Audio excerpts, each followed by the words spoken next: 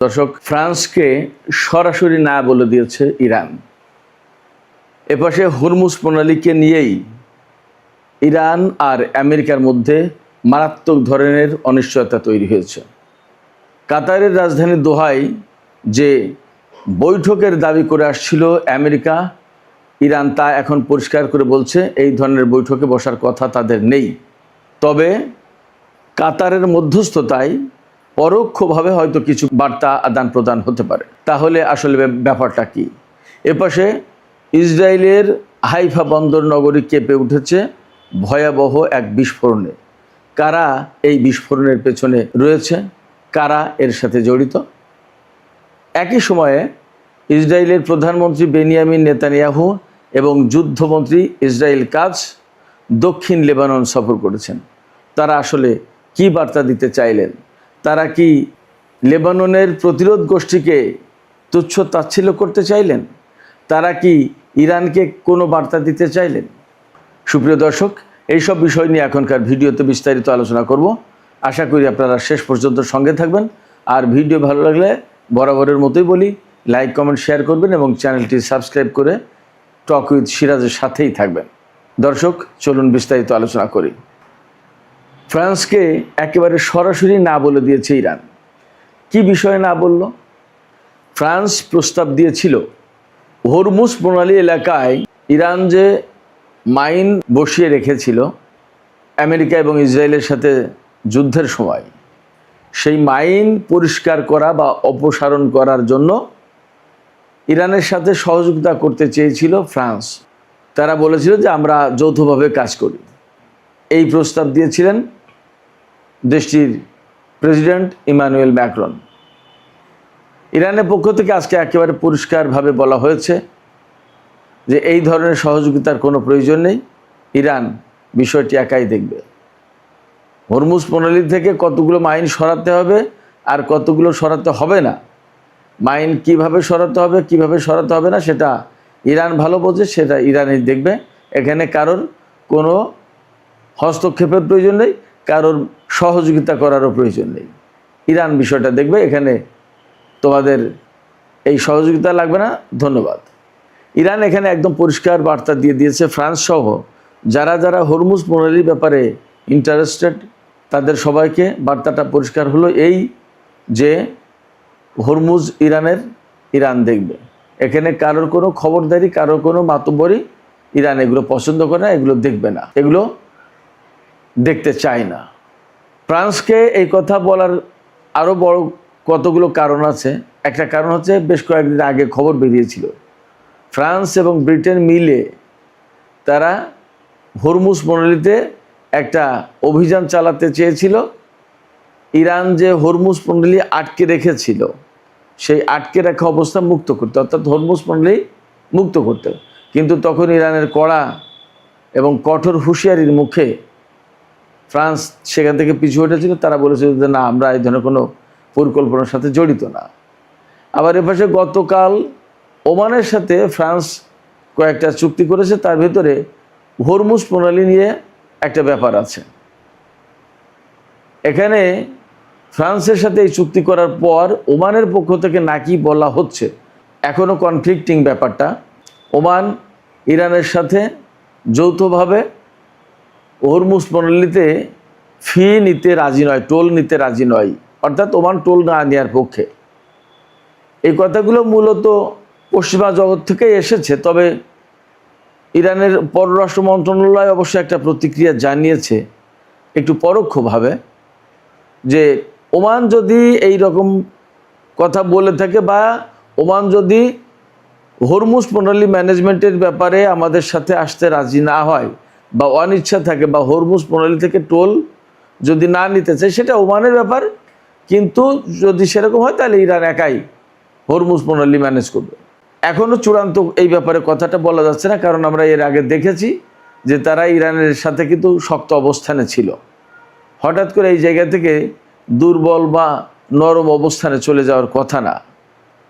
যদি গিয়ে থাকে তাহলে কেন গেল, কি ব্যাপার, এর ব্যাকগ্রাউন্ডটা কি, সেগুলো জানার ব্যাপার। তো এই জায়গায় ইরানের পরিষ্কার কথা, ওমানও যদি না আসে তাহলেও কোনো সমস্যা নেই, ইরান একাই দেখবে। ওমানও যদি না আসে, এই কথা বলছে এই কারণে, বা ইরান যে কারণে বলছে এই কথাটা, সেটা হচ্ছে যে হরমুজ প্রণালীর পুরো উত্তর পাশ এবং বেশিরভাগ জায়গা কিন্তু ইরানের, আর ওমানের কম জায়গা। তার কারণ হচ্ছে হরমুজ প্রণালীতে যে সমস্ত দ্বীপ, সেই সমস্ত দ্বীপ কিন্তু ইরানের পাশে, ওমানের পাশে তেমন একটা নেই। তো ওই দ্বীপ, অর্থাৎ এই দ্বীপ থেকে ওই দ্বীপ, ওই দ্বীপ থেকে ওই দ্বীপ, এইরকম একটা দ্বীপ থেকে আর একটা দ্বীপ, এই করতে করতে হরমুজ প্রণালীর বেশিরভাগ এলাকা কিন্তু ইরানের পাশে চলে যায়। আমি আবার বলি, তাহলে মনে হয় আশা করি ক্লিয়ার হবেন। ধরুন হরমুজ প্রণালীর একেবারে উত্তর পাড় হচ্ছে ইরান, সেখান থেকে ধরুন কথার কথা 10 নটিক্যাল মাইল হচ্ছে সামনে যাবে, গেলে ইরানের ভূখণ্ড থেকে আন্তর্জাতিক পানি সীমা শুরু হবে। তো দেখা গেল 8 নটিক্যাল মাইল যাওয়ার পরে একটা দ্বীপ পড়েছে, তাইলে ওই দ্বীপ তো ইরানের ভেতরে পড়লো আলটিমেটলি। তাইলে ইরানের ভূখণ্ড কিন্তু আরও 8 নটিক্যাল মাইল দূরে সামনে এগিয়ে গেল। মূল যে একদম সাগরের যে তীর, সেইখান থেকে 8 মাইল সামনে, 8 নটিক্যাল মাইল সামনে আসলো। এখান থেকে যে দ্বীপটা, সেখান থেকে আবার 8 নটিক্যাল মাইল সামনে যাবে, এইভাবে। তো দেখা গেছে এইভাবে করতে করতে সেই ওমানের কমই পড়ে, ইরানের বেশি পড়ে। তো যাই হোক, যেহেতু এখানে ইরান মূল শক্তি, সেক্ষেত্রে ইরানের বক্তব্য হচ্ছে হরমুজ প্রণালী আর আগের অবস্থায় তো যাবেই না, এখানে কারো কোনো মাতবরিক কর্তৃত্ব, প্রভুত্ব, এর কোনো কিছু চলবে না। যা দেখার এই হরমুজ প্রণালীর যা ভালো মতো সব কিছু ইরান দেখবে। ওমান সাথে থাকলে ভালো, না থাকলে নেই, তারা তাদের মতো। বাট ইরানের জায়গা থেকে সরবে না, একেবারেই পরিষ্কার কথা। এই জায়গাটাই প্রশ্ন আসে আমাদের অনেকের ভেতরে, হয়তো প্রশ্ন আসতে পারবে যে ইরান কি একা টিকে থাকতে পারবে? সারা বিশ্ব যদি এই জায়গায় ইরানের বিরুদ্ধে চলে যায়, তাহলে কি করবে? এখানে সবচেয়ে সহজ কথা এবং বড় কথা হচ্ছে, দেখেন, রাশিয়া এবং চীন বাদ দিলে যে বাদ বাকি বিশ্ব শক্তি থাকে, সেই শক্তির সম্মিলিত যে রূপ, তার চেয়ে বড় শক্তি হচ্ছে আমেরিকা। আমি আশা করি আপনাদেরকে ক্লিয়ার করতে পেরেছি কি বলতে চেয়েছি। চীন এবং রাশিয়া বাদ দিলে ইউরোপীয় বা নেটো জোট যেটা, সেটার যে সম্মিলিত রূপ, তার যে শক্তি, তার চেয়ে একার বেশি শক্তি হলো আমেরিকার। সেই আমেরিকা আর ইসরায়েল যখন একসাথে এসে যুদ্ধ করেছে, আর ইরান সেই আমেরিকা ইসরায়েলকে এইভাবে নাকানি চুবানি খেয়েছে, মার্কিন ঘাঁটিগুলোর পরিস্থিতি আপনারা সবাই জানেন যে কী অবস্থা মধ্যপ্রাচ্যে হয়েছে, এবং কম ঠেলাই তো আমেরিকা এই চুক্তির দিকে দৌড়ানি, এটা তো সোজা কথা।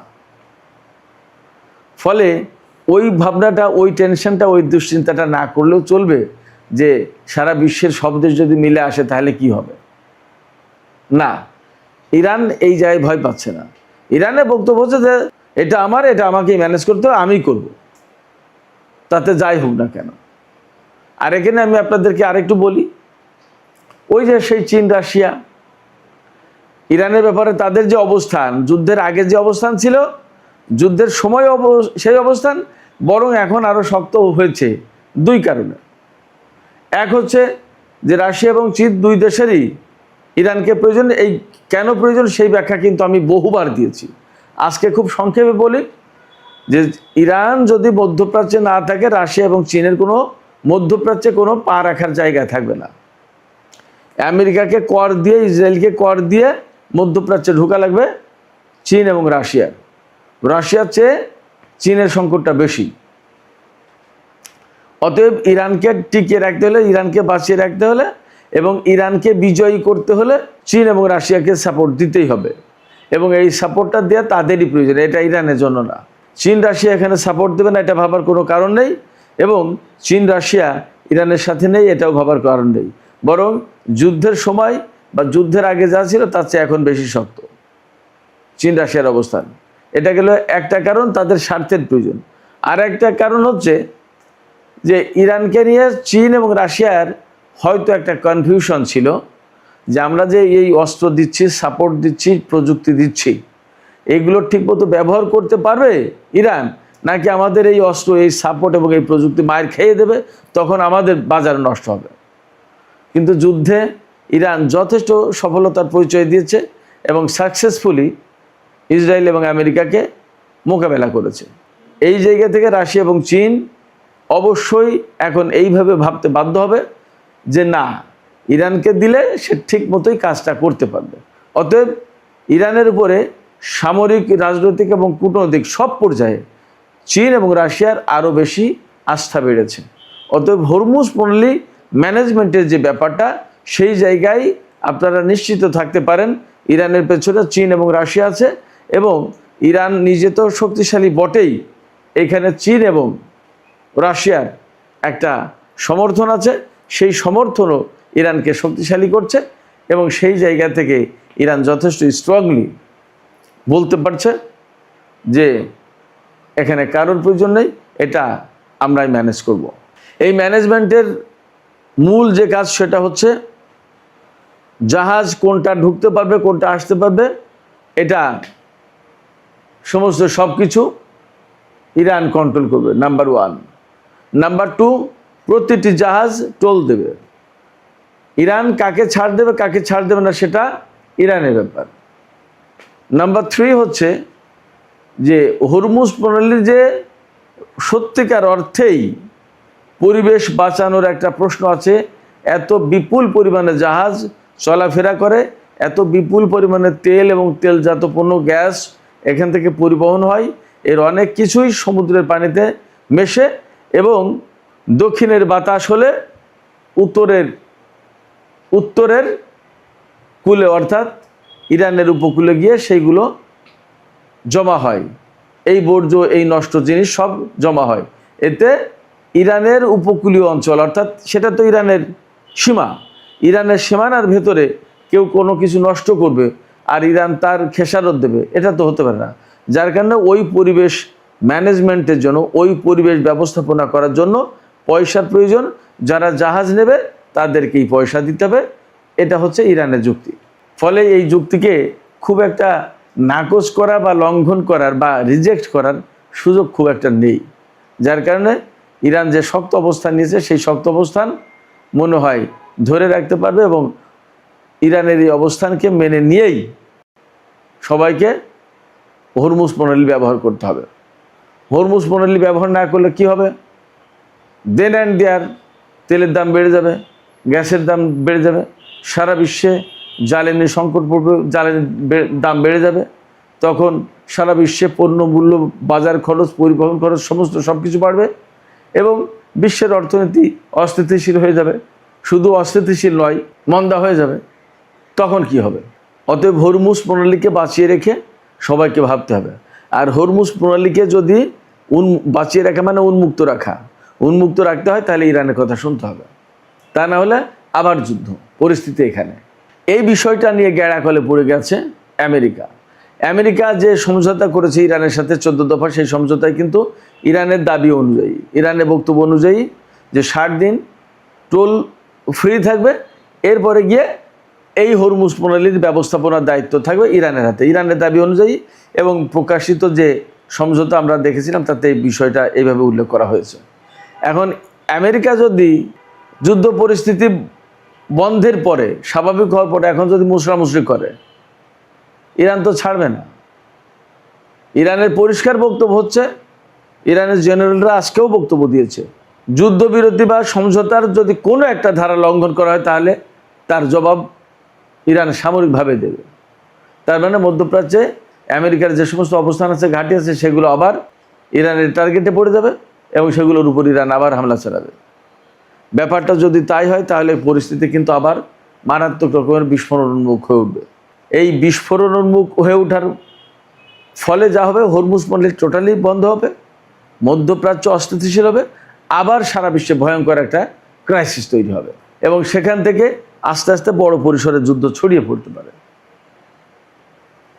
এই রিস্ক আমেরিকা এবং তার বন্ধুরা মিলে নেবে কিনা, সেটা তাদের পরামর্শ করে দেখার ব্যাপার।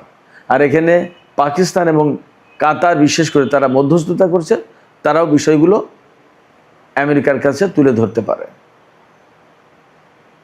সুপ্রিয় দর্শক, এবার একটু আলোচনা করি ইসরায়েলের পরিস্থিতি। ইসরায়েলের হাইফা নগরীতে ভয়াবহ গাড়ি বিস্ফোরণ ঘটেছে। খবরটা এসেছে যে হাইফা নগরী কেঁপে উঠেছে। সেখানে একজন নিহত হয়েছে বলে সর্বশেষ খবর আমি দেখেছিলাম। তারপরের আর কতদূর কি জানি না, কাউকে গ্রেপ্তার করতে পারেনি, কোনো সংগঠন বা ব্যক্তি এই হামলার দায়িত্ব স্বীকার করেনি। ইসরায়েলের পক্ষ থেকে এমন কোনো কথা বলা হয়নি যে ইরান বা লেবাননের প্রতিরোধকারী সংগঠন বা অন্য কোনো প্রতিরোধকারী সংগঠন এই হামলা চালিয়েছে, এমন কোনো কথা কেউ বলেনি। তবে ইসরায়েলের পুলিশ ঘটনা তদন্ত করছে। এখান থেকে একটা জিনিস পরিষ্কার হয় যে ইসরায়েল যতই লেবাননে অভিযান চালাক আর যত যাই কিছু করুক, তার নিরাপত্তাও যে একেবারে নিশ্চিত নয়, তার নিরাপত্তাও যে একেবারে আনচ্যালেঞ্জড নয়, এটা পরিষ্কার। অর্থাৎ হাইফা হচ্ছে ইসরায়েলের বন্দরনগরী, তেল এবং তেলজাত পণ্যের প্রধান সাপ্লাই কেন্দ্র হচ্ছে এই হাইফা।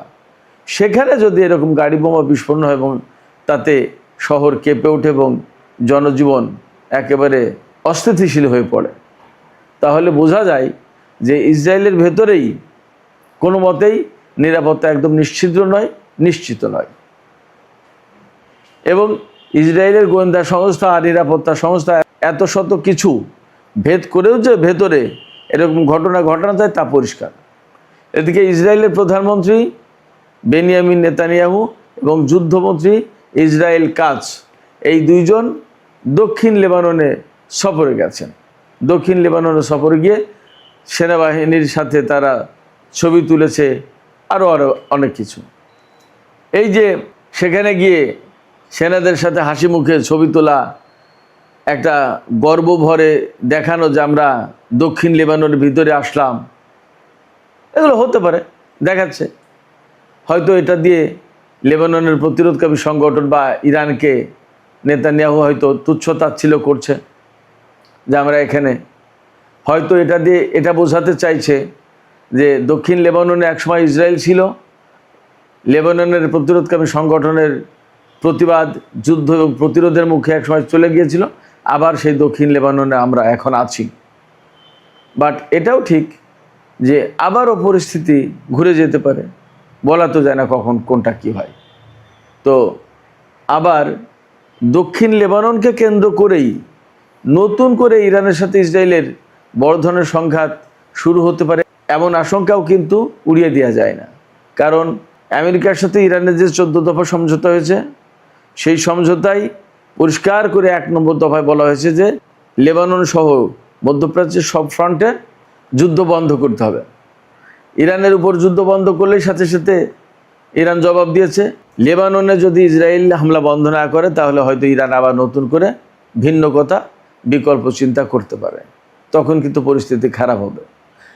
যদিও ইসরায়েলের পক্ষ থেকে বারবারই বলা হচ্ছে আমেরিকা ইরানের সাথে চুক্তি করলেও ওই চুক্তি আমরা মানব না এবং আমরা আমাদের মতো করে কাজ করব।